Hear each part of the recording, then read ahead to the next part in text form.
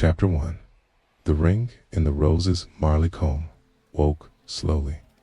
The sun just drying the dew on the rose beds as the village stirred for its annual garden club fete. Usually sleepy, today it thrummed with anticipation. Colorful bunting fluttered from hedges and windows, and the scent of sweet peas and lavender drifted through open doors. The vicarage lawn, neatly trimmed and framed by wildflower borders, hosted stalls brimming with handmade soaps and lemon drizzle cakes. Children squealed, darting around the maple, while elderly ladies in floral hats swapped gentle gossip over delicate china teacups. Miss Jane Marple arrived just past 11, her steps slow but deliberate, her pale blue cardigan catching the breeze. She carried a canvas bag with her knitting, reading glasses, and, out of habit, folded Times crossword she wouldn't need today. Warm smiles and nods greeted her. Everyone in Marley Combe knew Miss Marple, the quiet solver of the Forged Wills scandal 3 springs ago. In the mystery of Dr. Langley's missing housekeeper, Kay, she settled near the rose competition stand, where pink, red, and white blooms stood proud in polished vases. Her eyes, though, lingered not on flowers, but on people.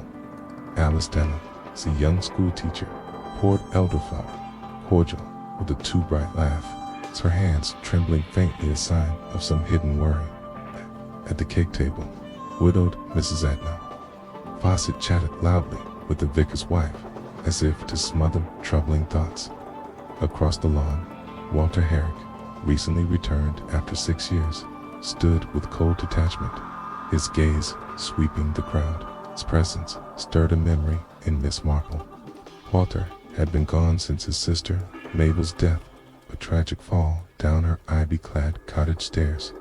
Miss Marple recalled the funeral, and Mabel's ring, a striking sapphire with tiny diamonds, always on her finger. Some said she'd been buried with it, a sentimental gesture from Walter, her only kin.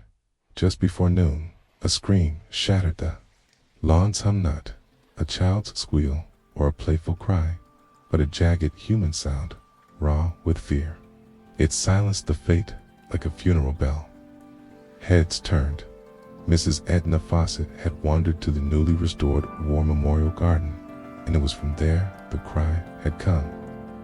Miss Marple set her knitting aside, her sharp eyes already scanning the faces around her, searching for the truth beneath the village's tranquil surface. And now, Camistum linked back, white as chalk, her gloved hand clutched around something small and dark. "I found it," she gasped, looking from face to face in the soil near Therese's. "It's hers. It's Mabel's ring, the one they buried her with." There was a moment of stillness, then a rush. Curious onlookers pressed an inspector. Crail, a kind but often overconfident man, hurried forward and took the small velvet box from her hands. The lid creaked open. Nestled inside was a gold ring, delicate, old-fashioned.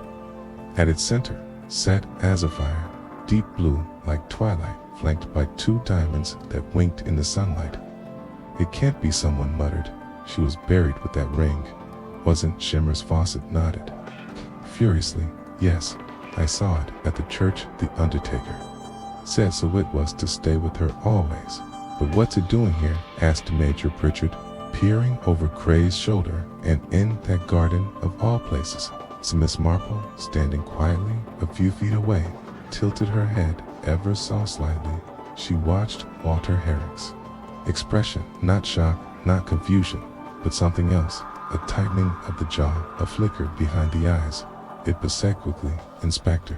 Crail cleared his throat. "We'll need to get statements," he said. "It's likely a misunderstanding, a misplaced heirloom, perhaps." But no one quite believed that, not when Mabel Herrick had died mysteriously, not when that very ring had been said to rest with her forever beneath. The colder Miss Marple said nothing.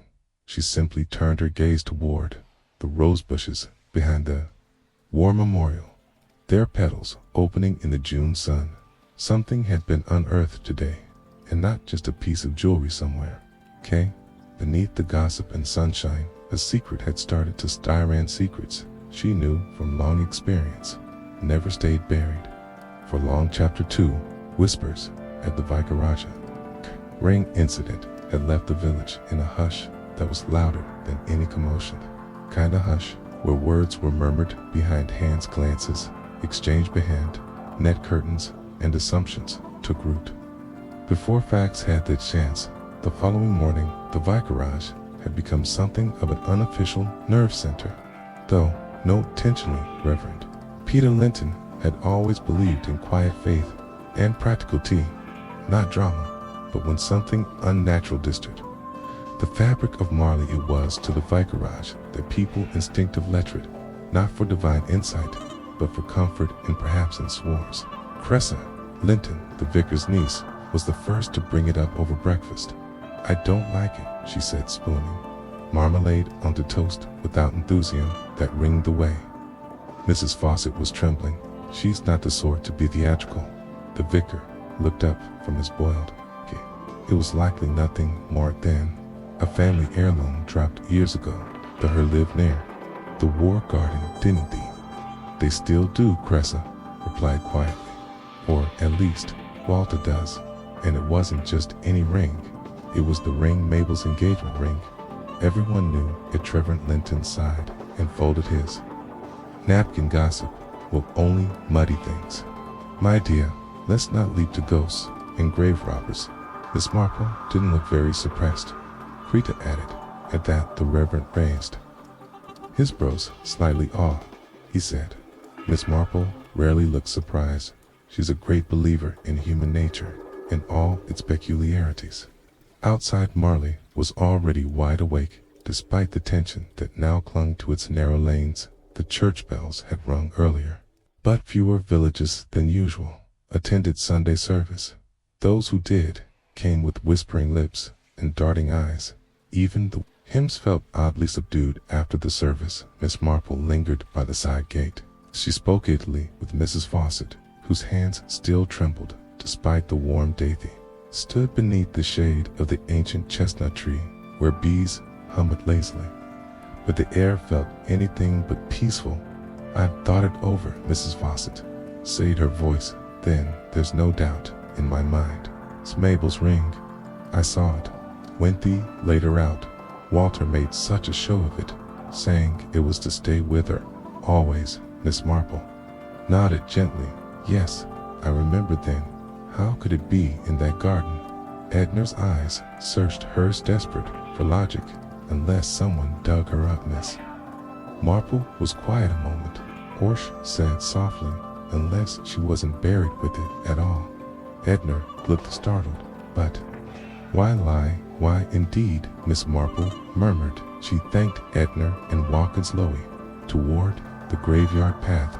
The memorial garden lay just beyond the low stone wall, rows of roses now forever associated with that moment of discovery. She paused beside the tallest bush, crimson blooms, heavy with scent, and glanced at the freshly turned soil beneath it. Someone had disturbed the earth noticeably, but not long ago. Either perhaps a month, perhaps less.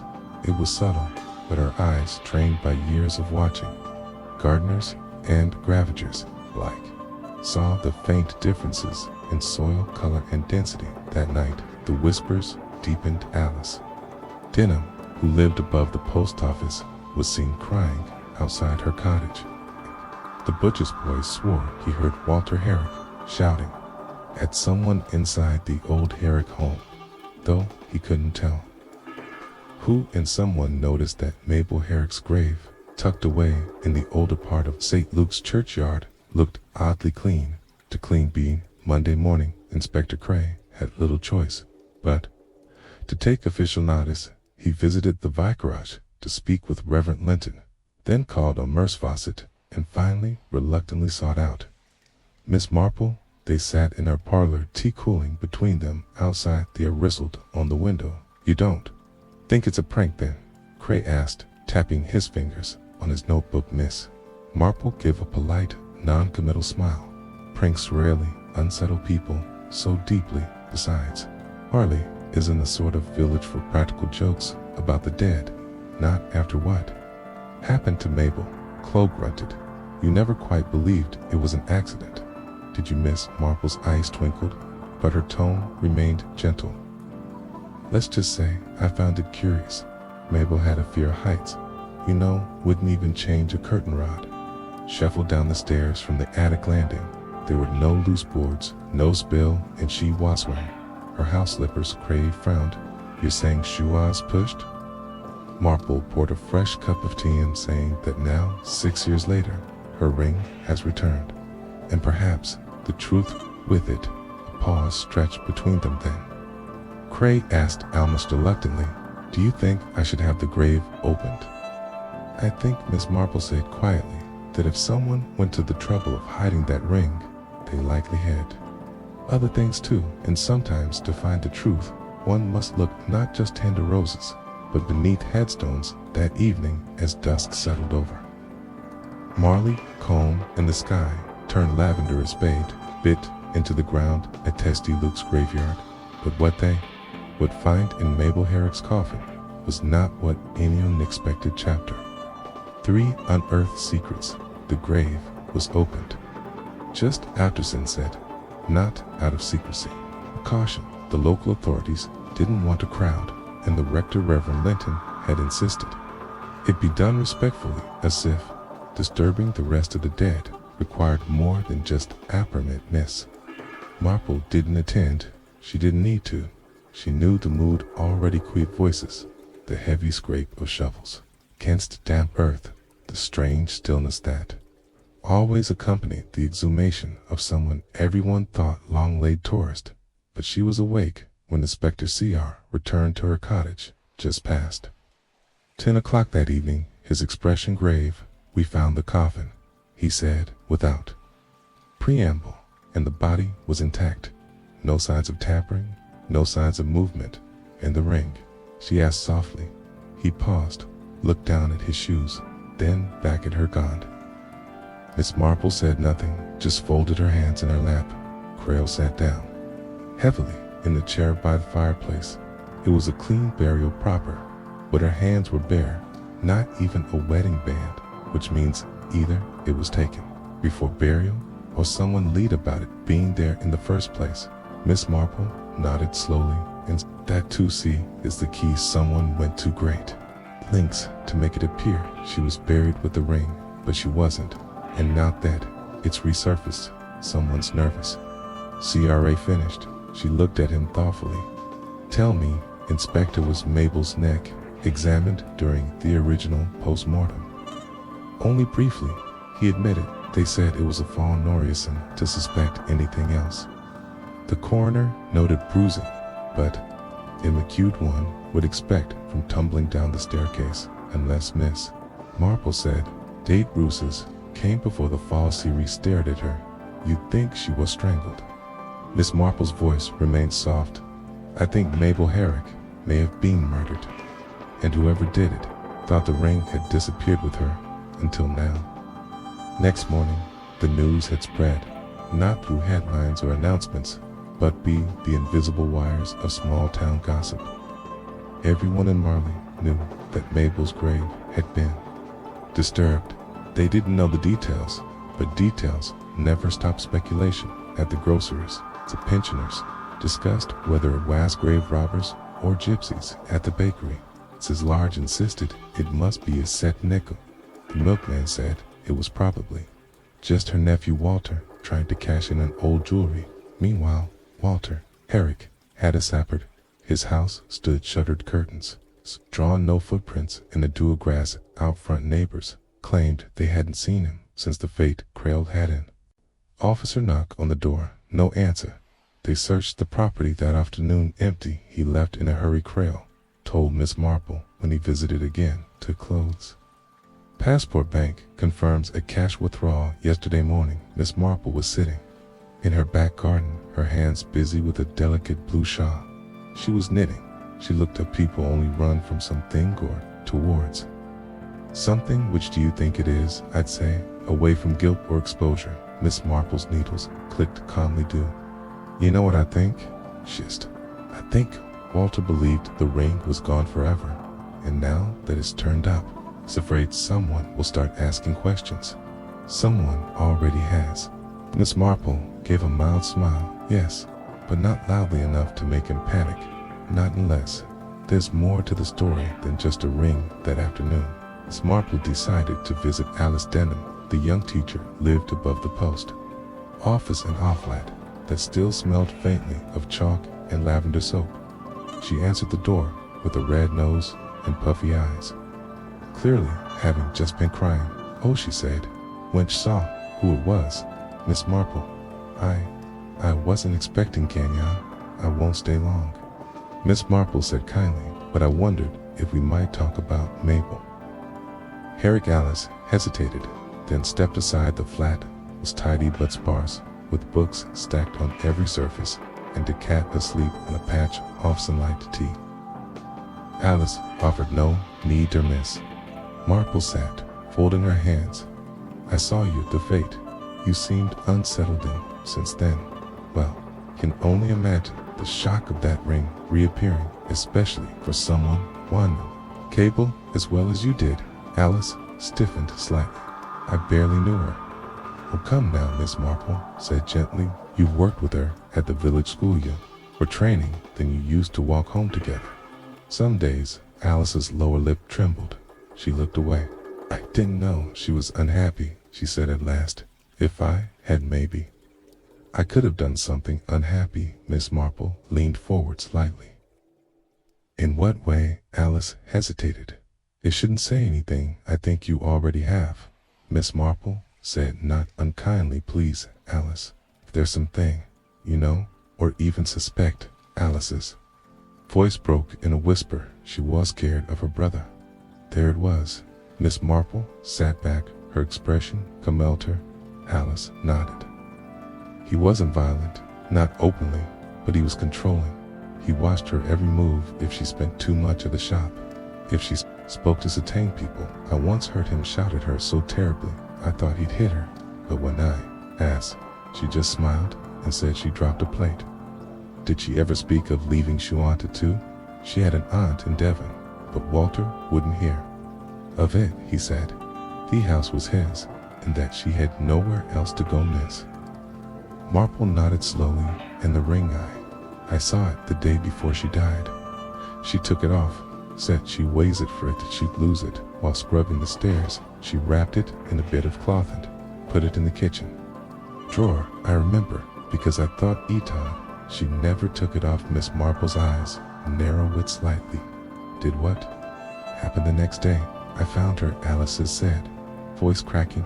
"I was delivering papers to the school, and I passed by their cottage. The door was open. She was at the bottom of the stairs." The look on her face, Alice began to crisply. Miss Marple stood and placed a gentle hand on her shoulder. "Thank you, my dear. You've told me more than you realize." As she left the flat, Miss Marple's mind was already assembling the pieces. A frightened woman, a possessive brother, a hidden ring, a staged accident. Now a body undisturbed except for one missing thing, not just a ring, but the truth chapter. For the silence of Walter Herrick. Tuesday morning, Marley no longer felt like a sleepy, gay sledge beneath its polite smiles and trimmed hedges. A current of unease ran like cold water beneath the surface curtains. Twitch it more. Frequently, conversations dropped into silence when certain names were mentioned, and chief among them was Walter Herrick. Walter's sudden disappearance, and the quiet revelation that Mabel had not in fact been buried with her treasured and judging ring, was no longer the subject of gossip. It was the subject of Fire Inspector Krell. Exasperated but thorough, had issued a notice to surrounding counties, though the constable from Downley had already wired back. Walter's name had turned up on a coach manifest bound for Southampton, and from there no sign, not confirmed passage on a ship, no hotel bookings. He had simply vanished that morning. Miss Marple made her way through the village. On foot, her steps were steady, her expression mild, as if she were merely calling on an old friend, which, in a way, she was. She stopped outside the Herrick cottage. It stood at the end of Rohan Lane, nestled behind a tangle of rose hips and ivy. 6 years. Mabel had died inside those walls, and yet nothing about the cottage had changed the same. Yellowing lace curtains, the same crooked iron gate time had passed elsewhere, but here something had remained. Frozen like a breath held too long, she opened the gate with a soft creak and walked up the path. No one answered her knock, as expected. Still she waited a moment, then tried the handle locked. Sensible Walter, whatever else he might be, was always methodical. From a knitting bag, she drew a folded envelope. A letter from a solicitor, one she'd acquired with a little help from an old friend in London. It had been written 6 months ago, addressed to Walter Herrick. The subject, a claim to Mabel's estate, filed by a woman in Devon, a cousiness. Marple turned the letter over in her hands. Considering Mabel had family after Alan, someone had recently challenged the inheritance that Walter had so quietly taken. After her death, curious, she was still standing on the doorstep when a voice called out behind her. "Looking for something, Miss Marple?" It was Thomas Leach, the groundskeeper from St. Luke's, holding Asherville in a suspicious expression. He was a burly man in his 60s, with a squinting eye and a voice like a rusty gate hinge, just taking the air. "Miss," Marple replied, smiling faintly, "you'd think he killed her, don't you?" The directness startled even her. "Why would you say that?" Leach leaned against the gatepost. "Because I did some odd jobs for Walter years back, roofing. Mostly, he always had a temper. But it got worse after his father passed." Mabel looked nervous, most days, like she'd flinch before speaking. "Did you ever see him strike her?" "No, but I heard shouting, and once I remembered this clear. She asked me if I knew anything about changing a lock." Miss Marple tilted her head. "Did you help her?" I offered, "but the next time I came maybe, she said it was fine," she said. Walter had changed his mind about something, and if everything was settled. Miss Marple nodded, slowly. "Settled. That's one word for it." Lee shifted his weight, and another thing, that ring, if it wasn't in the coffin, and it turned up now, maybe someone found it hidden, maybe in the garden, not buried with her, hidden by her. Miss Marple said softly, "A secret." That night, she sat by her fire, rereading the notes she had jotted in Asmel. Leather-bound notebook. She always kept records, not as evidence, but as memory. Time had a way of softening or shifting truths. She wrote a ring scene, last by Alice Denham, hidden in draw Mabel, fearful of brother. Possible limitive, control inheritance, cousin, filed estate claim, Walter did not. Contest, it, we, ring, planted, or uncovered, by mistake, if planted to. Threatened to send a message, tapped the pencil gently on the page, staring at the last line. If Walter hadn't found the ring, how had and why had it appeared at the fate? The answer came as answers oft tended from the unexpected. The next morning, Miss Marple visited Thevacorge for tea. Cressa Linton greeted her with open arms, though she looked pale and distracted.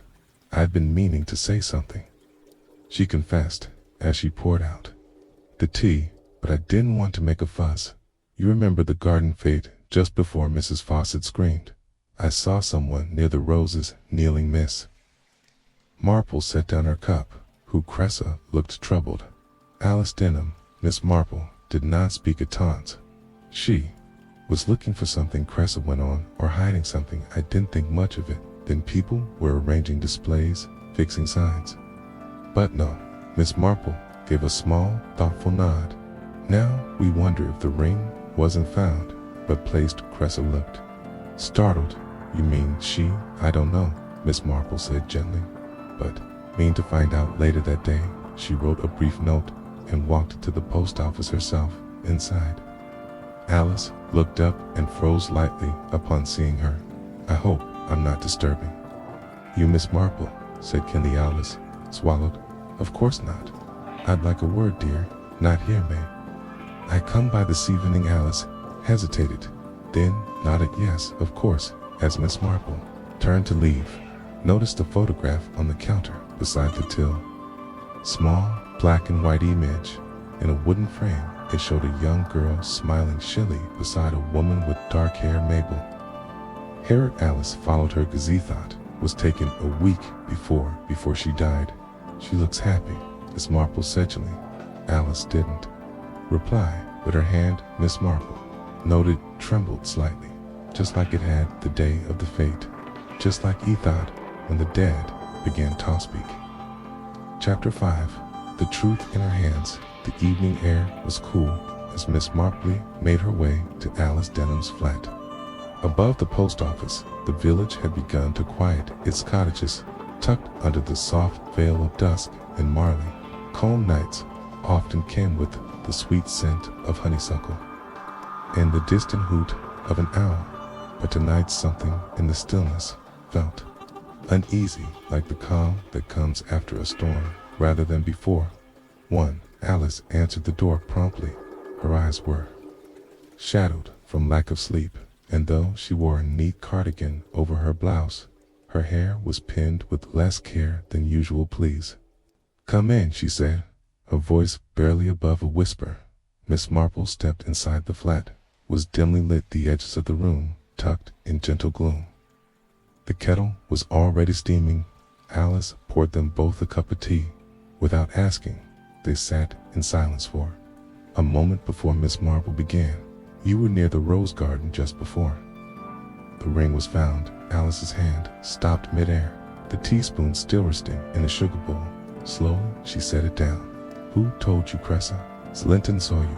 She thought you were arranging the flower signs, but you weren't. Were you? Liz looked down into her tea. No, she admitted. IWASNT. She didn't say more, so Miss Marple continued gently. You planted the ring. Alice closed her eyes, as if hoping the admission might disappear. If she didn't speak it aloud, but silence, Miss Marple knew, could be its own kind-of confession. I didn't mean to cause trouble, Alice said. Eventually, I just didn't know what else to do. Miss Marple folded her hands in her lap. Her voice kind start from the beginning. Dear. Alice swallowed hard. I found it 3 weeks ago, in a tin, hidden behind a loose board in the kitchen cupboard at the Herrick house. I was helping Mrs. Fawcett clean. It's part of the Historical Society's preservation project. You know how she's always volunteering for village committees. Yes, Miss Marple said, nodding. Tin had old letters too, from Mabel, and the ring. I recognized it immediately, remembered the day. She took it off, said she didn't want to lose it while cleaning, but it wasn't in the drawer. She died. I thought it had been buried with her. We all did miss. Marple leaned forward slightly. What did the letters say? Alice hesitated. They were frightened. She wrote to a cousin in Devon, told her she wanted to leave. Marley Combe said Walter had been watching her, taking things, her bank book, even her ration cards. Hay told her she was too weak to live on her own. She never sent the letters. Miss Marple asked. No, they were addressed, but not posted. Think he found them. There was a long silence between them. Why the fate? Miss Marple asked softly. Why plant the ring there of all places? Alice's eyes filled with tears. Because I thought someone would find it. Someone who would remember, who'd start asking questions again. I didn't want to go to the police without proof, and I was afraid, what if they thought I took it? But if it just appeared, if someone like Mrs. Fawcett found it, someone respected. She trailed off, ashamed. Miss Marple reached across the table and gently touched her hand. You wanted the truth to come out. Alice nodded quickly. She deserved it. Mabel. She was kind, quiet. People thought she was simple, but she wasn't. Just didn't know how to leave him. Many don't, Miss Marple said quietly. Alice sniffled. I didn't mean to cause a stir. I just wanted someone to look again, and they are now, Miss Marple said. Thanks to you. Alice looked up, her eyes red. Do you think he killed her? I think, Miss Marple said, that Walter Herrick knew the value of silence. and he made sure his sister would never speak again. She rose, taking her shawl from the back of the chair. I won't tell Spectre what you did, but he may find out all the same. Be ready to tell the truth when he asks. Alice stood as well. I will. It's Miss Marple stepped into the hallway. She turned back and Alice, yes, those letters may. I see Thamalis nodded and disappeared into the bedroom. When she returned, she handed Miss Marple a thin bundle wrapped in an old silk handkerchief. The paper inside was yellowed, the ink faded, but the handwriting wasn't mistakable. If anything happens to me, it will not be an accident. I need some y'all to believe me. It was signed simply MH. That night, Miss Marple sat by her fire. The letters spread out before her like petals from a long dead flower. She read them again and again. Her brow furrowed, not in confusion, but in quiet, methodical thought. She could feel the shape of the truth now just beneath the surface, like a stone buried under moss. Not quite visible, but solid, undeniable. Walter had hidden the ring and the letters for a reason, and now that they had returned, so too would Habiqua's men. Like Walter didn't run from ghosts, they returned to silence them. Chapter 6. A visitor after dusk. Marleycombe always grew darker, faster than their surrounding villages, or so it felt. Perhaps it was the way the hills crowded around the cottages, or how the trees stretched long shadows over the narrow lanes. By 9:30 the village seemed tucked indoors, closed windows glowing faintly with lamplight. But that evening, one cottage remained fully lit, Miss Marple's. She sat in her front parlor with the curtains drawn and the fireplace secretly crackling. The bundle of maple herrings letters lay on the table beside her, carefully sorted and pressed flat under a glass tray. She had read each one twice already and copied passages into her notebook. What struck her was not just what Mabel had written, it was what she hadn't. Nowhere in the letters did Mabel accuse her brother directly of harm, but she described fear. She mentioned Brucessa, locked room, a missing savings ledger. She mentioned her growing panic at buying watched and not being trusted with her own posts. She wrote of her ring as the last thing she truly owned. It was clear she had been planning to escape, but she never got the chance. And then, just as Miss Marple was preparing to turn in for the night, there was a knock at the door. Not the hesitant, apologetic knock of a neighbor calling late, nor the sharp rap of the postmaster delivering news. This was slow, heavy, measured. She rose with calm certainty and opened the door. Walter Herrick stood in the doorway. His coat was dusted with road and rain, his hair flattened to his forehead. He looked thinner, older, somehow both gaunt and stiff, like a man whose body hadn't slept, even if his soul had fled far away. "May I come in?" he asked. Miss Marple did not flinch. Of course, Mr. Herrick. He stepped inside, glancing briefly around the room, and sat without being asked. "I thought," he said, after a long pause, "that I could leave this behind me, that after 6 years, village had moved on, that people had forgotten villages." "Don't forget," Miss Marple replied gently. "They simply wait for Arison to remember." Walter gave a hollow laugh. She was never going to stay, he said. "You know that, don't you?" She had a bag packed, letters written. She planned to leave me. Miss Marple sat across from him, hands folded. "You say that as though it were betrayal." "She was my sister," he said, voice rising. "She couldn't just abandon me after everything I gave up." "She wasn't your persona," Miss Marple interrupted, her voice quiet but firm. Walter's mouth snapped shut. "She was afraid," she continued, "and she had reason to be. You controlled her finances. You monitored her letters. You convinced her she was weak." Walter's eyes flickered. "You have no proof." Miss Marple calmly turned to Theodable from beneath the tray. She took one letter and placed it in front of him. He stared at the handwriting for a long moment, then almost reluctantly read. He says, "I embarrass him in front of others, that I make the house untidy. Hessies No one would ever want me, not even in. Devon, I have nowhere but here, and yet this house feels colder every day. I'm afraid I'll forget who I used to hop. Walter looked away. She never sent them, he muttered. She knew it was just talk. No, Miss Marple said. She knew you'd find them. He stood, then abruptly, the teacup on the mantel rattled. You think you know everything, but you don't. The key said, you don't know what it's like to be abandoned. My prince died and left me with her. I had to look after her, make every decision, and when I wanted to live my own life, she wouldn't let me go. She clung to me. Miss Marple didn't move, so you pushed her. He froze. I didn't mean to. His voice cracked. Okay. She was hysterical. She said she'd leave and take the money when Harry grabbed her. Okay. Arm, she pulled away. She slipped. That's all. Miss Marple raised an eyebrow. And yet, you took the ring and the letters. You cleaned the scene. Yo told the doctor it was an accident, and no one questioned you because grief makes people blind. Walter's hands were shaking now.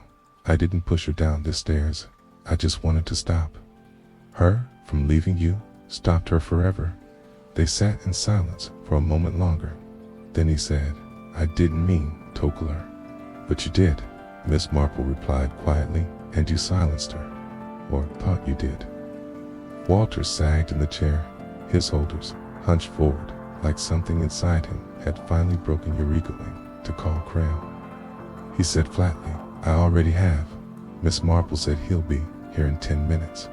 Walter didn't argue when Crail arrived. He found Walter waiting at the front door, hands in his coat pockets, expression blank. Will you come quietly, Dan? The inspector asked. Walter nodded. It's time. Someone did. That night, the air in Marley Combe felt lighter.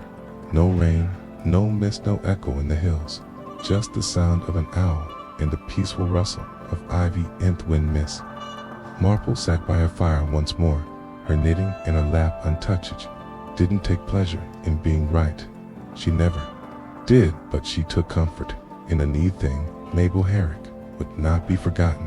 Again, Chapter 7. The letters in the attic, the village of Marley, did not sleep easily, even after Walter Herrick's quiet arrest, though no sirens had wailed it. No headlines screamed murder caught. The news had slipped through the lanes like ivy through stone. One aboard told another, and soon teapots in trembling hands delivered the Toledo, every parlor from Hilltop Crescent to the corner bakery. But for Miss Marple, the story was not yet complete. She had learned long ago that truth didn't always live in confessions and miss. It was hidden in drawers, pressed into diaries, or left to molder in attics. No one had bothered to check. That's why the morning after Walter was deconned into custody, she visited the Herrick cottage again, this time with official permission. Inspector Crail, still shaken by Walter's midnight admission, had been hesitant to allow further intrusion, but Miss Marple's quiet insistence and a story of accuracy had won him over. The key was now in her gloved hand. The house alert, and still seemed to breathe with her presence. Dust hung like lace in the air. No one had disturbed it since Walter's departure. The furniture stood stiff with Maurice. The kitchen faded, and untouched the hallway steeped in echoes. She climbed the stairs slowly. The attic door creaked open under her hand. It was one of those narrow English attics with sloped ceilings and floorboards that groaned under the slightest weight. Old trunks sat in corners, their clasps rusted shut. Yellowed newspaper lined the beams. A spider spun a lazy web between a pair of broken picture frames. Miss Marple lit the small oil lamp and looked around. If Mabel had been preparing to leave, truly leave, there might have been more than letters. People planning escape often make quiet hoarders records, keys, small bags of saved money tucked away where no one would think to look until they were gone. And so she looked methodically, patiently, like a gardener searching for the first hint of spring beneath frost. It was under a folded quilt in the corner that she found this small wooden chest plain locked.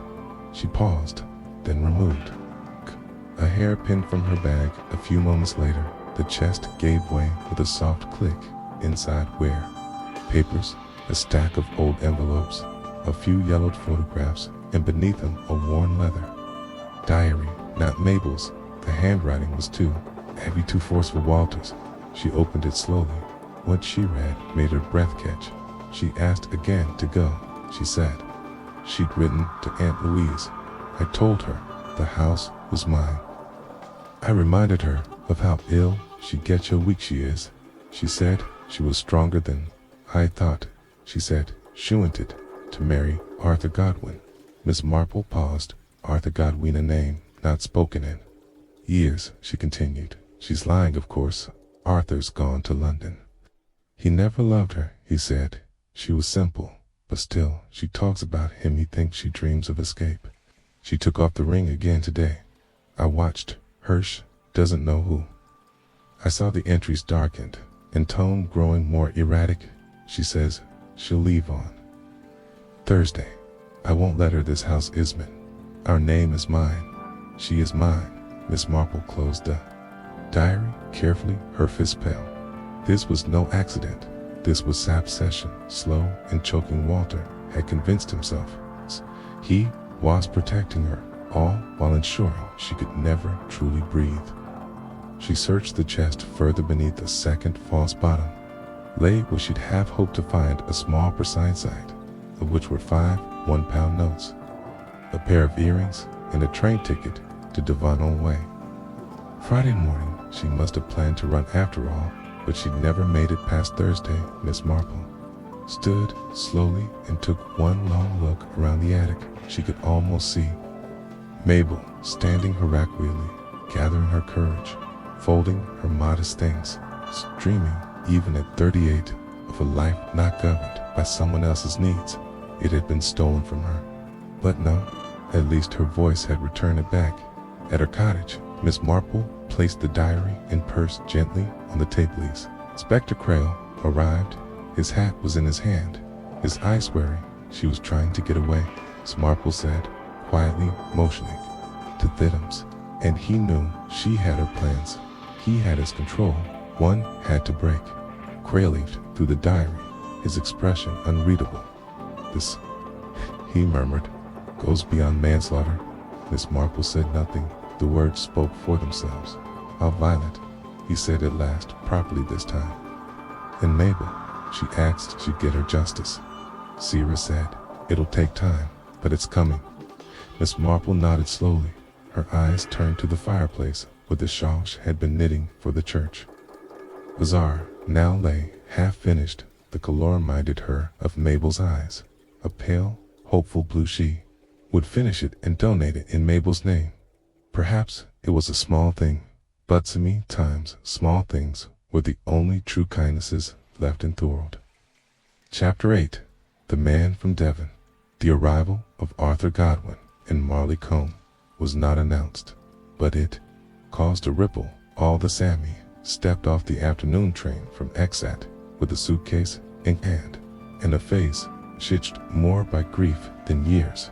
The station master, who hadn't seen him in over half a decade, blinked once in recognition and offered a stiff hand. Arthur returned it silently.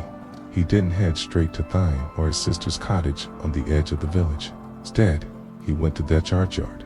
Miss Marple was there as it happened, not by accident, but by the quiet insistence of her intuition. She had taken to walking by Mabel Herrick's grave each morning since Walter's confession, not out of habit, nor out of morbid fascination, but from a sense that something or someone was still missing from the story. So, when she saw the tall, pale man standing over Mabel's grave with his hat on his hand, she approached gently. Mr. Godwin, she said. He turned, startled. His face was angular, handsome once, though now drawn and lined with regret. He studied her a moment, and then his voice came soft and uncertain. Miss Marple, aren't you? She nodded. I am. I remember you, though you wouldn't tremble. You were often with Mabel at the shop when she helped out in the summers. She spoke of you." Arthur's face tightened. "She wrote to me once, but never replied. I didn't think it's right, because she was unwell." Miss Marple, sketchily. He blinked. "No, because Walter made me believe she was. He came to me, said she was fragile, unstable, that she'd misunderstood orphanship, and you believed him." Arthur looked away. "I was young, foolish. I'd taken a job in London, and I didn't know how to handle things, so I let it go." Miss Marple said nothing. Let silence do its work. She wasn't fragile. Arthur said after a long pause, "She was strong, gentle, yes, but not weak. I see that now. I've had time to think." She tilted her head slightly. "Why come Noah reached into his coat and drew out a letter, folded neatly, its edges worn soft. Was forwarded to me from our solicitor in Midlands. They'd been keeping it. Was part of the estate claim. Mabel tried to file. I only received it to Desago. Inside, there was a copy of a letter Mabel had written to her cousin Hephoust, and a note from someone named Alice, saying the truth had finally come out." Miss Marple smiled faintly. It asked how truth is not always loud. Sometimes it just wits. Arthur knelt by the grave and laid the letter down beside the simple stone inscription. Read only Mabel Herrick, born 1912, died 1947, loved by few, forgotten by none. "I was one of the few," Arthur said softly, "but I shouldn't have been." Miss Marple remained silent. There were not lever words. For such grief, only quiet, stood slowly and turned back to her. "Is it true that he pushed her?" Miss Marple's voice was steady. He didn't say it directly, but the facts tell the story's diary. The fear of the ring, he didn't want her to leave. "And she died the day before?" She planned to run. Arthur's jaw tightened. "He gets told of that, I suppose, for the rest of his life." She said, "And no, everyone knows the truth, including you." He nodded once. "Thank you, Miss Marple, for seeing her when no one else did." She offered him a kind smile. Sometimes the most invisible people leave the deepest impressions, one online. To look carefully. Later that evening, Miss Marple returned to her cottage with a letter of her own to write. She sat at her desk, pen poised, writing not to a court or a relative Buto. Her dear friend Dolly Bantry in St. Mary Me Dolly would want to. No note about the scandal, but the soul of it, the human piece. You'd have liked her. Dolly Mabel Herrick, quiet eyes, kind hands, and a sadness she kept wrapped around her Lakia shawl. They buried her too quickly, and everyone looked the other way, but yowked. What I always say, small things are never truly small, not in villages like ours. As for Walter, well, the past may be behind us, but it always leaves footprints sometimes. All one needs to do is follow the crushed grass and their itis. I only wish you'd seen the roses that day. They never looked so leave. Chapter 9. An envelope with no stamp. It was a gray morning in Marley. The rain hadn't started yet, but the clouds were low and promising the sort of weather that made villagers linger by their fires, pull their chairs closer to the hearth, and find comfort in the steam of a well-made pot of tea. Miss Marple, however, was not by her fire. She was at the post office. Alice Denham was behind the counter, wearing a blue cardigan and a look of weary calm. Since Walter Herrick's arrest and Arthur Godwin's brief, sorrowful visit, Alice had kept to herself. She performed her duty spotlessly, even smiled now and then, but there was a shadow in her that hadn't lifted. Yet the kind grief leaves behind when truth is finally spoken aloud. Miss Marple, standing across the worn wooden counter, handed over a letter to be weighed for. "Devon," she said, "second class is fine." Alice took the envelope, glanced at the address, and then blinked. "You're writing to Mabel's cousin?" "Yes," Miss Marple replied. "She ought to know what's happened. I don't expect the newspapers will explain it." With much dignity, Alice nodded, setting the letter aside. With quiet care, That's kind of you, Miss Marple smiled faintly. It's not kindness, me dear.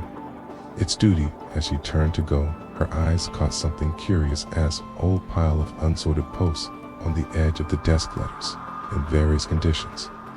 Most unremarkable, but one stood out. It was pale brown, unsealed with no stamp and no postmark, no return address, just a name scrawled in uneven ink. Miss M. Herrick. Miss Marple froze. Alice said, gently nodding to the envelope. Where did that come from? Alice looked startled. She picked it up, turning it over slowly. I don't know, she said. It wasn't here this morning. At least I didn't notice it. Miss Marple took the envelope from her hand with soft fingers. The paper was brittle old inside. It's a single sheet folded. Once she opened it slowly. Mabel, I meant what I said. I'll wait at the station. If you don't come, I'll understand. But if you do, just bring yourself. That's all I want, Egley. Alice's eyes widened. Arthur Godwin. Miss Marple nodded slowly. Yes, Butler's letter was never posted. No stamp, no mark. Someone placed it here deliberately. They both looked at each other, the implication landing like a feather that turned into a stone. Someone, Alice said slowly, wanted you to find it. No, not 6 years ago. Well, Miss Marple said some men didn't want Walter to find it back then. Someone who took this letter and hid it, and now feels it's time to let the rest of the truth out. She slipped the paper back into the envelope. I think this may be the final piece. Later that day, Miss Marple walked again to the Herrick cottage, though Lockadand, now in official possession of the police. Inspector Crail had granted her a final visit, unofficial, unpublicized. She made her way to the back of the house, with a narrow kitchen window looked out over the garden. The hydrangeas had grown wild weeds pressed up between the flagstones. It had all gone quiet. She sat for a moment on the back step, the envelope in her hand. The thought of Mabel scrubbing the stairs, folding letters she couldn't send, planning a future that had never quite opened its door to her. And she thought of whoever had hidden this letter. It wasn't Walter, that much was clear. Never have left any trace of Arthur Godwin's affection, which meant Samia Niels had found it long ago. Perhaps while tidying or looking for tea tins, someone you had understood what it meant and kept it safe, and now at last placed it where it would be seen. A final kindness. Miss Marple whispered, perhaps that someone will never come forward. Perhaps it'd never be known. That didn't matter. What mattered was that Mabel had been loved truly deeply, and that someone, even in secret, had tried to protect her memory that evening. Inspector Craig Kamebi, Miss Marple's cottage. You were right, he said, sitting in the armchair showways reserved for guests. The letter matches Arthur Godwin's writing. We confirmed it with a sample from Exat. He says he left it in the house one morning. June tucked in a gardening book he'd lent her. Miss Marple's eyes twinkled. Soch saw it. She did, Craig said, and likely kept it until Walter found it, or someone else hid it from him. He looked up. You think Mabel changed her mind, don't you, that she meant to Gammas?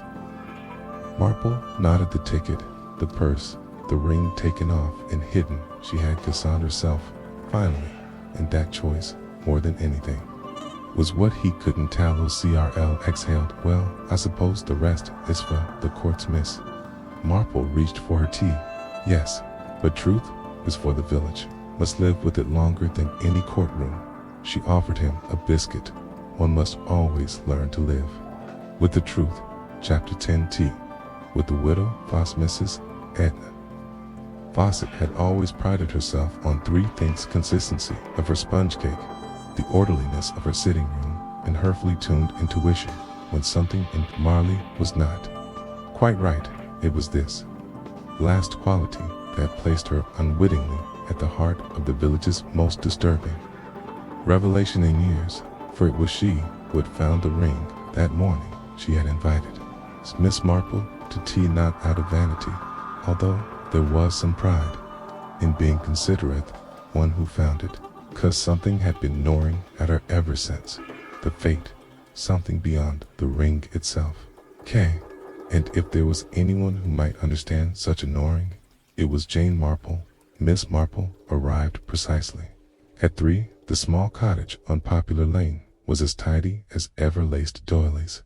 Priceless centered on every surface photographs of deceased relations arranged by decadent, a faint scent of lavender. Polished in the air, Mrs. Fawcett led her guest to the front parlor and poured tea with practiced grace. "I do hope you'll try the Madeira," she said, setting down a neat slice. "It's from the same recipe I used for the Vicar's garden party in '41. "I remember it," Miss Marple said with a smile, "the year the bunting blew into the jelly mold."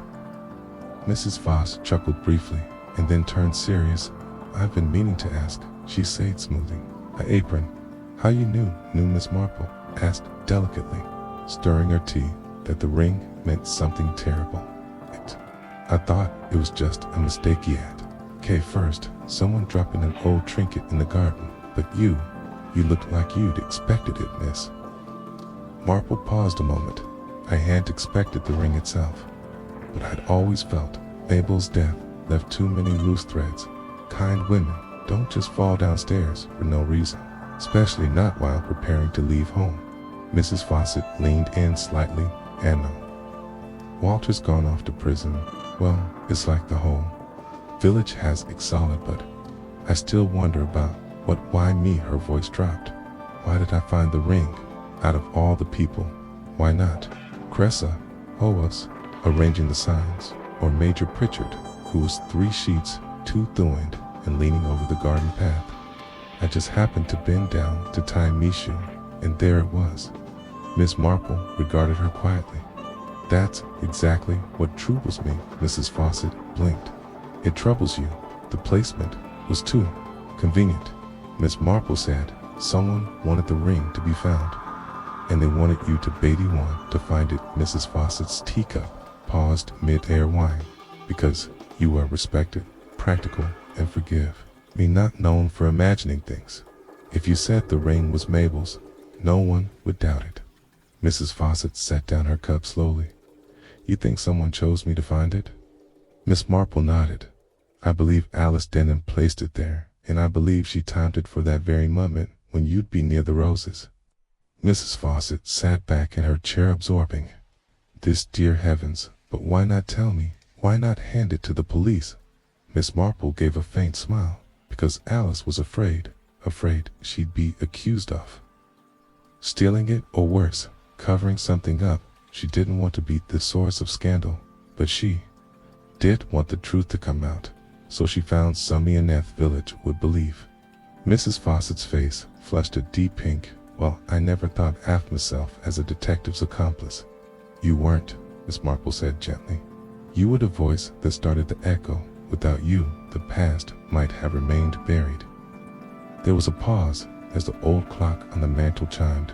"For I hope," Mrs. Fawcett said, quieter now, "that Mabel knows.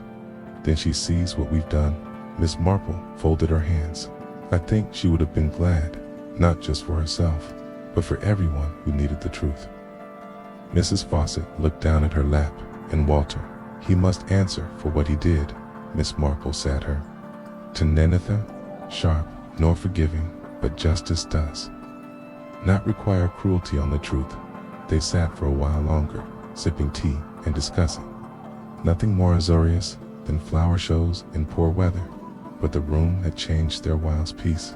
They're now quiet and certain, like a thread finally pulled tight after years of slack. Later that evening, as Miss Marple walked home beneath the sky 3D drizzle, she found herself pausing in Earth War Memorial Garden.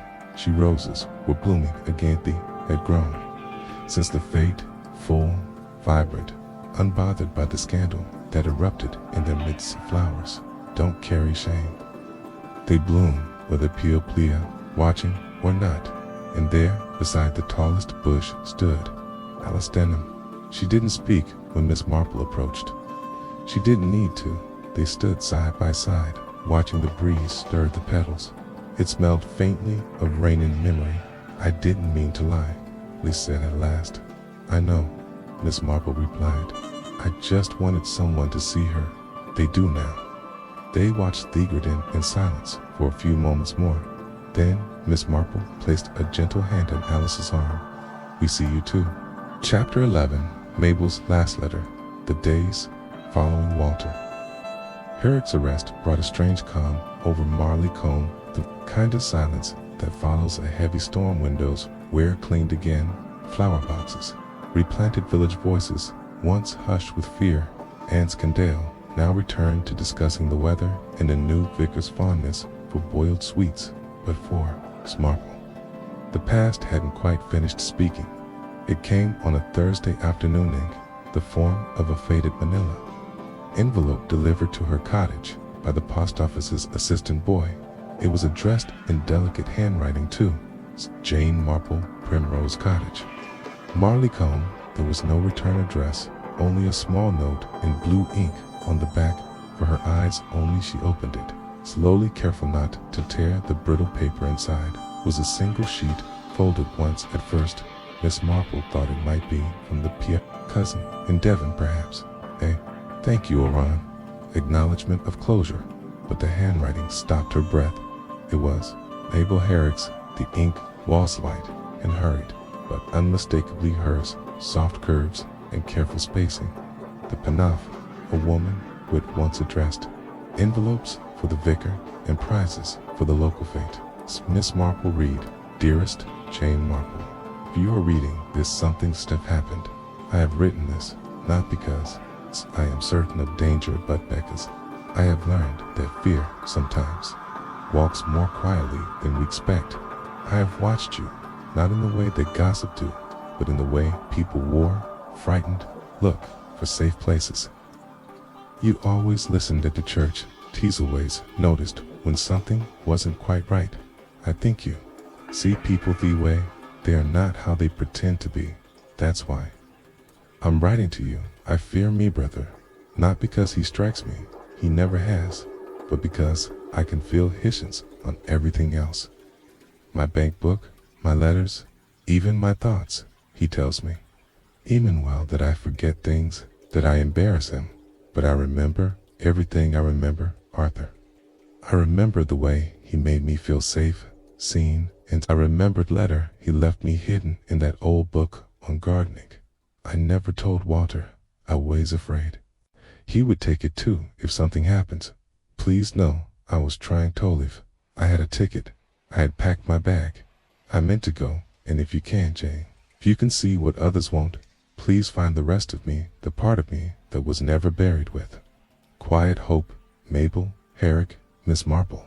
Set the letter down with trembling hands. She had known it, felt it, every missing kiss, every stolen moment. But to see it written in Mabel's sound hand, it was like hearing her voice for the first time in 6 years. She turned the envelope over again. No stamp, no seal, just the words for her eyes only. Who had kept it, and for how long? The answer came to her suddenly. Amory, sliding into place. The vicar's wife, Mrs. Linton, once mentioning a shoebox of unsent letters found in the church storage loft during a clean-out mani. Years ago, she joked about villagers writing to saints and never mailing Theno's mess. Marple stood at once, tucked the letter into her coat, and made her way through the village, her steps quick. Despite her age at the vicarage, Mrs. Linton welcomed her in with surprised eyes. Oh, Jane, what a surprise for gift intrusion, Miss Marple said gently. But do you recall a box of old letters found in the church loft some years ago? Mrs. Linton blinked. Oh my, yes. I'd nearly forgotten. We found them during the harvest decoration week. Most were prayer requests. Unsent holiday cards. We burned some, but there were a few we saved. Why would you mind if I saw them within 15 minutes? Miss Marple was seated at the old oak table in the parish library, a dusty shoebox before her. Inside were scraps of Marley Combe's forgotten thoughts, a child's list of Christmas wishes, a torn sympathy card, half a draft of a poem about the sea and tucked beneath them a second note in the same handwriting as they first.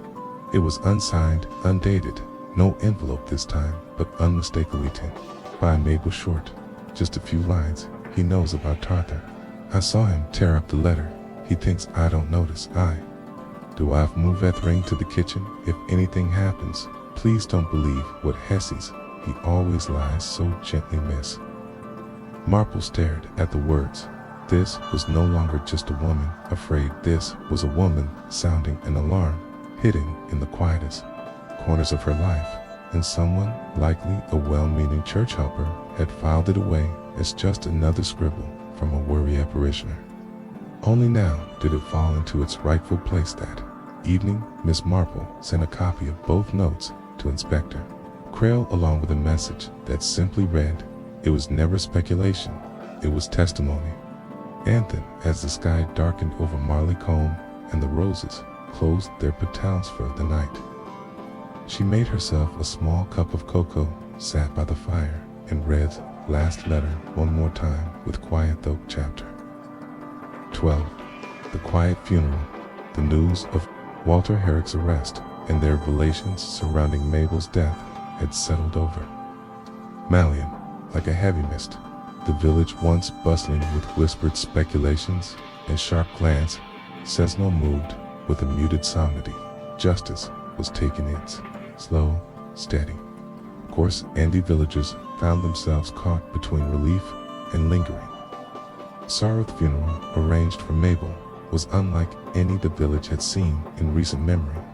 Not grand, not ostentatious, but quietly dignified. The vicarage and church, coordinated with care, ensuring spice of ice, reflected the truth that had finally come to light, and the respect Mabel deserved. Miss Marple arrived early that morning, her usual calm, Tillamina cloaked beneath a soft shawl of morning blue.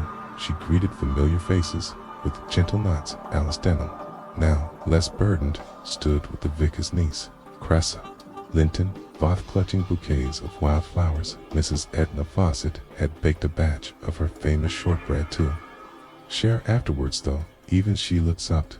The church was filled with a low murmur of prayers and the scent of lilies. The villagers took their seats with a reverence born of understanding. This was not merely a ceremony, but a collective act of atonement. Reverend Linton spoke softly, but firmly, reminding all that Mabel's life, though tragically cut short, had been one of quiet strength and dignity. The letters Miss Marple had uncovered were read aloud, giving voice to a woman, but long. Then silence ceased. The final hymn was sung. Miss Marple's eyes wandered to the window, where the sun broke through the clouds, casting warm beams upon the congregation. It was as if nature itself offered benediction after the service. In the vicarage garden, the villagers gathered around a simple wooden coffin. The freshly turned earth beside it bore the marks of recent planting. Wild rose bushes, their petals still damp with morning dew, had been placed carefully. Miss Marple stepped forward, her hands steady as she lowered a small hand-knitted blue shawl onto the coffin, the very one she had begun months ago for the church. Bizarre, now a complete inhaler of Mabel. A hush fell. Alice reached out to touch shawl, her fingers trembling. She would have liked this, she whispered. Mrs. Fawcett handed around cups of tea, her voice barely above a whisperer's. She thanked the villagers for coming together in remembrance. Walter Herrick was absent, of course, but the weight of his actions pressed upon them all as the last shovel of earth was laid and the crowd slowly dispersed. Miss Marple remained for a moment, hands folded, eyes closed in quiet contemplation. Justice, she knew, was not always swift. Sometimes it was quiet, sometimes it was small, but it was always necessary. The village of Marley Combe would remember Mabel Herrick, not as the woman lost, but as the woman finally found. Chapter 13. A letter returneth. Days after Mabel's quiet funeral was still tinged with melancholy, yet life in Marley slowly resumed. Its usual rhythm, the village square, once again buzzed softly with familiar chattered children played beneath the linen trees. And shopkeepers resumed their daily routines. Miss Marple found herself enveloped in her knitting, the rhythmic click of her needles, so soothing balm amid the lingering shadows of the past. Yet, just as she settled into this fragile calm, an unexpected visitor arrived at Primrose's cottage. The postman, a wiry man with keen eyes, handed her a letter with a curious expression. "There's been a mix-up, Miss Marple," he said. "This was returned to Thiesender, but the address was incomplete." She took the envelope, noting faded handwriting in the absence of a return address. It was addressed simply to Miss M. Herrick. The letter bore a worn postmark from a distant town, Devonport. Intrigued, Miss Marple carefully opened that envelope and unfolded the letter. Within the paper was thin, the ink fade, but the words carried an urgency that had served of dying. "Dear Mabel, I hope this reaches you, though I fear it may be too late. There are things you do not know, things your brother kept hidden from your inheritance. The truth of your family's affairs and the fate that awaited you here. If you can find this letter, note that I tried to help to warn you and to offer you a way out. Please forgive my slints all these years. Yours in hope, a friend." Miss Marple's brow furrowed. Their handwriting was unfamiliar, but the tone was unmistakably urgent and personal. "Was this friend? Why had the letter never reached Mabel? And what was thy inheritance or fate that had been so?" Carefully concealed with a determined sigh, Miss Marple set the letter aside and reached out for a notebook. The threads of Mabel's story, untangled, were beginning to unravel, but there was still more to discover. She knew one thing for certain: Simeon and Marley held secrets that were darker and deeper than anyone had yet imagined, and it was her task to find them. Chapter 14. Shadows in the garden. Behind the Herrick cottage was a tangled refuge of overgrown roses, wild ivy, and crumbling stone paths, a place where secrets could easily be hidden beneath thorns and leaves. Now that the house was empty and under police watch, the garden had taken on a new era tinged with mystery and unspoken stories. Miss Marple found herself drawn to it, her steps soft on the damp earth as she wandered among the blooms. The scent of crushed petals mingled with the moist soil, carrying memories of sunlit afternoons, and whispered fears. Paused beside a weathered bench where the paint peeled in flakes, and her eyes caught something unusual, a faint disturbance in the earth near the base of an ancient yew tree. The soil was freshly turned, the mark too neat to be caused by animal or weather. Carefully, she crouched and examined the patch beneath the surface. She felt the hard edge of something solid, a small metal box with gentle fingers. Miss Marple unearthed the box's surface, tarnished and worn. At times she opened it to reveal a collection of folded papers, a delicate silver locket, and a bundle of old coins. Papers were letters, correspondence between Mabel, Herrick, and someone significantly as J. Their contents revealed a secret friendship, plans for escape, and hints of a hidden truth about the Herrick family estate. Miss Marple's heart quickened. The letters spoke of threats, fear of exposure, and a desperate hope for freedom. The silver locket held a miniature portrait, a young woman with eyes like Mabel's, but with a smile that suggested strength rather than sorrow. As she folded the letters carefully, Miss Marple understood that garden had been more than a resting place for flowers. It was a sanctuary for truths too dangerous to face openly. She resolved to find Jay and unravel the final strands of this tangled story. Chapter 15. The stranger's tale. The afternoon fog curled through Marley's streets like a whisper, softening the edges of the village and blurring the familiar into something almost otherworldly. It was the kind of weather that made people quicken their steps, pull collars tighter, and cast wary glances at strangers. A stranger had arrived in Marley. He was a man of middle years, with sharp eyes and a calm demeanor that betrayed experience beyond the village's quiet. Bounds clad in a well-worn coat and carrying a leather satchel, he had come seeking Wandsworth, or perhaps to offer some miss. Marple first encountered Jim in the village library, where he was perusing the old parish records. She introduced herself, and he revealed his name was James Harrell, a solicitor from Devon, who had once been acquainted with the Herrick family. His tale was one of long-held secrets and legal entanglements. According to Harrell, years beer Mabel's death, the Herrick estate had been subject to a complicated trust established by Mabel's late parents to protect his family assets from unscrupulous relatives. Walter, it seemed, had always been aware of this trust, but had habitos circumvented by controlling Mabel and her possessions. Harrell spoke of missing documents, forged signatures, and a series of discreet investigations that had been quietly closed due to lack of evidence. Till now, he believed that Mabel had discovered some of these deceptions and intended to expose them. That knowledge suggested might have been motive enough for her brother's dark actions. Miss Marple listened carefully, her mind weaving together the strands of legal intrigue and family tragedy. Harrow's presence was an unexpected but crucial piece of the puzzle. As the village clock struck 5, Tito agreed to visit the Herrick cottage together to search for any remaining events that might finally bring justice. Tolite, Chapter 7, 16 Secrets in the cellar of Herrick cottage.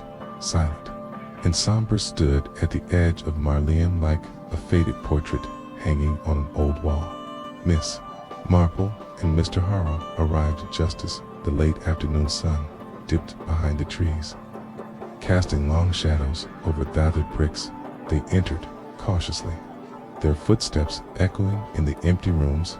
Dust motes danced in the fading light, settling over furniture that had seen better days. The house seemed to hold its breath, as if waiting to reveal its secrets. Mr. Harrow led the way to the cellar door, hidden beneath the creaky floorboard in the kitchen. The iron handle was cold under Miss Marple's hands.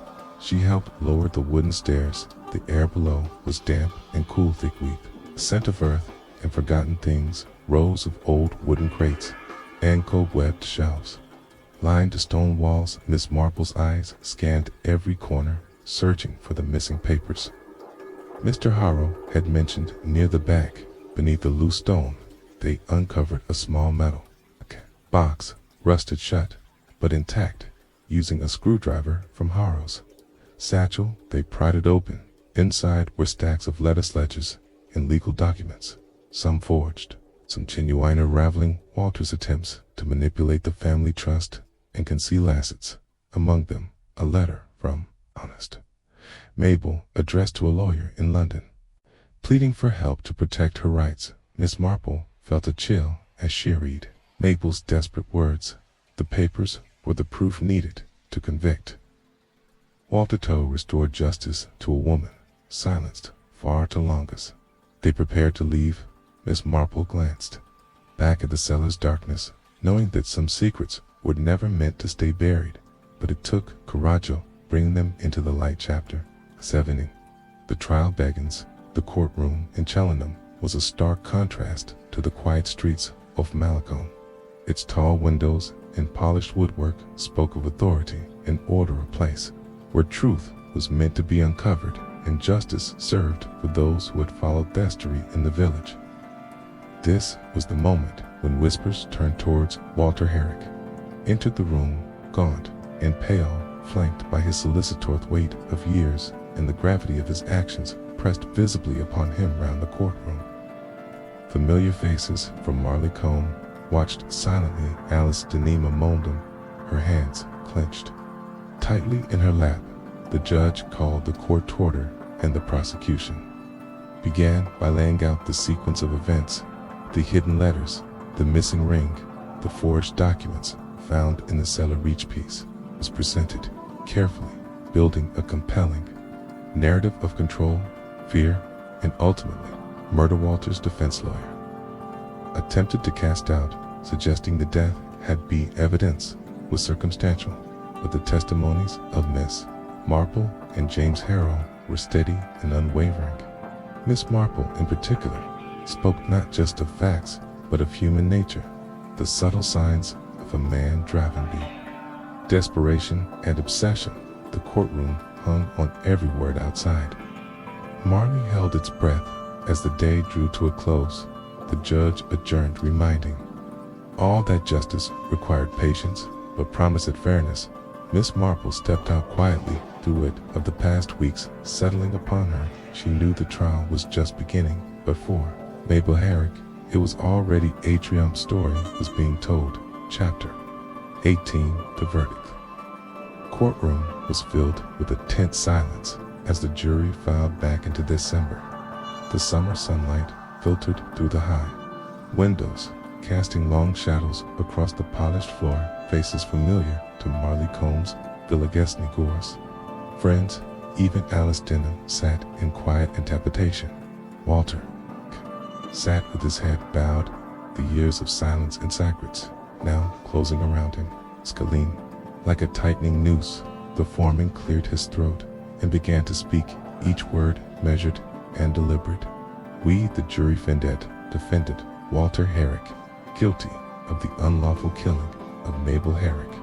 A ripple of relief and quiet sobs swept through the courtroom. Les's hands trembled as she clutched a handkerchief. Miss Marple steady examined hers with a soft nod of understanding. The judge's voice restored a daughter. This court acknowledges the gravity of the crime and the suffering gendered. Carge by the victim's sentencing will be scheduled accordingly. As the courtroom emptied, Walter was led away. His face, a mask of resignation outside the village, seemed to exhale. The long shadow of fear and grief had lifted, replaced by a fragile sense of peace. Miss Marple walked slowly through the village square, the warm summer breeze brushing her cheek. She paused near the war memorial garden where the roses still bloomed, their petals bright against the fading light. Asthma voice beside her whispered, "Thank you, Miss Marple." Alice Denham stood quietly, a hint of a smile breaking through her sorrow. Miss Marple smiled back. "No, my dear, thank you for listening to the whispers when no one else ruled." The village of Malcolm had found its truth, and with it, a chance to heal.